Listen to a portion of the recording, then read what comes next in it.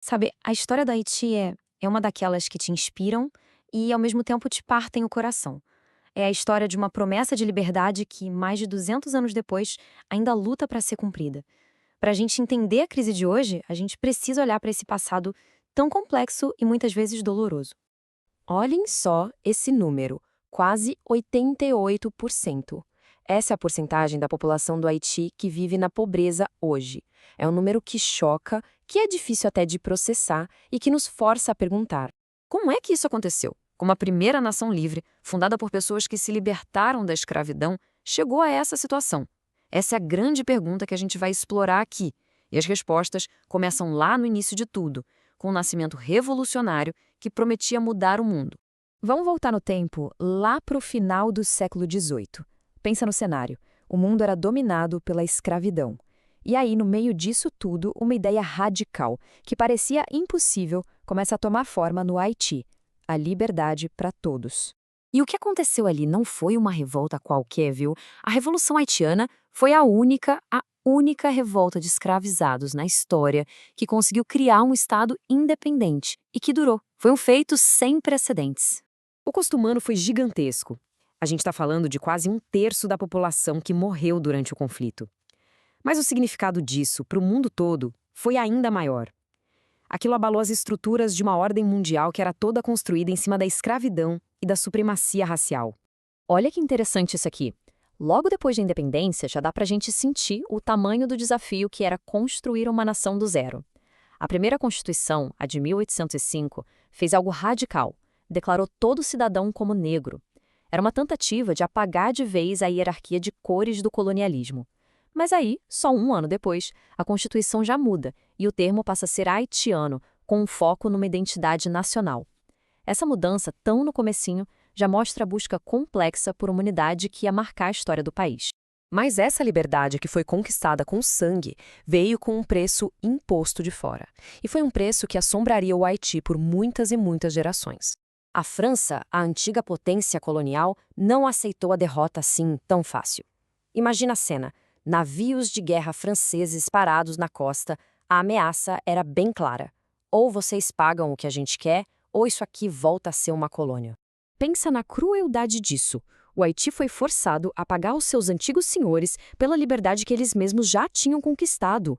Essa dívida, que só terminou de ser paga em 1947, sugou todo o dinheiro que deveria ter sido usado para construir escolas, hospitais, infraestrutura. Basicamente, a economia haitiana foi estrangulada antes mesmo de poder começar a andar. Essa dívida foi a primeira grande interferência externa, mas, nossa, estava longe de ser a última. Na verdade, ela começou um padrão destrutivo, um ciclo que se repetiria ao longo dos séculos. E esse aqui é o ponto-chave para entender a história política do Haiti. Não é só um problema interno, e também não é só um problema externo. É um ciclo vicioso, sabe? Uma coisa alimenta a outra, sem parar. Vamos detalhar como funciona esse ciclo. Tudo começa com conflitos políticos internos, com as elites disputando poder. Isso cria uma bagunça, um vácuo de segurança. Aí o que acontece? Potências estrangeiras entram, seja com dinheiro, seja com soldados, muitas vezes dizendo que é para estabilizar a situação, mas o resultado final é quase sempre o mesmo. As instituições do Haiti saem mais fracas, mais dependentes de fora. E aí, o palco está montado para tudo recomeçar. E essa linha do tempo ilustra perfeitamente como esse ciclo se repetiu. Começa com a França em 1825, depois os Estados Unidos em 1915 com uma longa ocupação e mais recentemente as Nações Unidas em 94 e de novo em 2004. A intervenção externa tem sido uma constante na história do Haiti.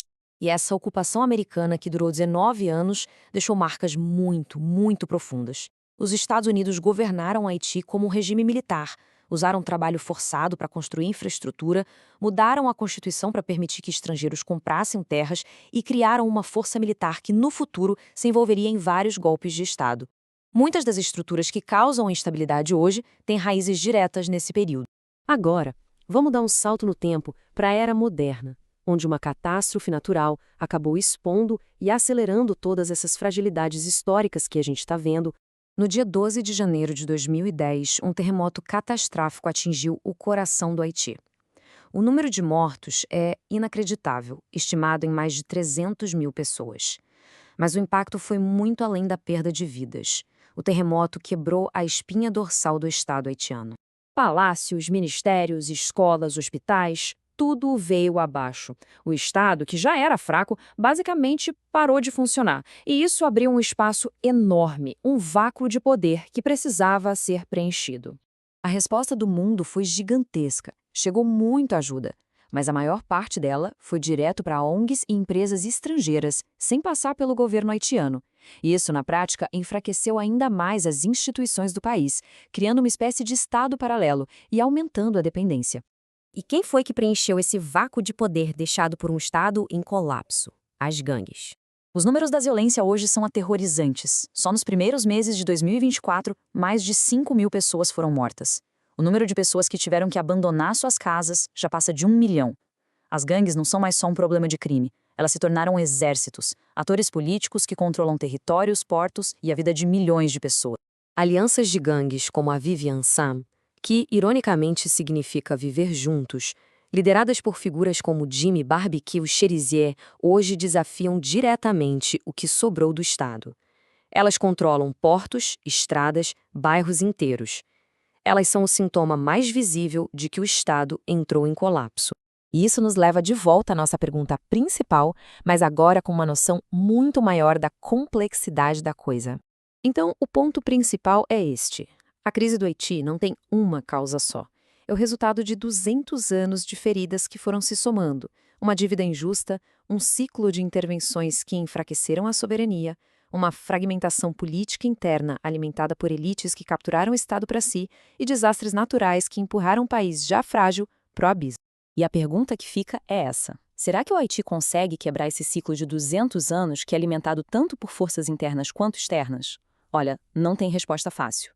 Quebrar esse ciclo vai exigir uma mudança radical dentro do Haiti, mas também uma abordagem totalmente diferente da comunidade internacional. A promessa de 1804 ainda espera para ser cumprida.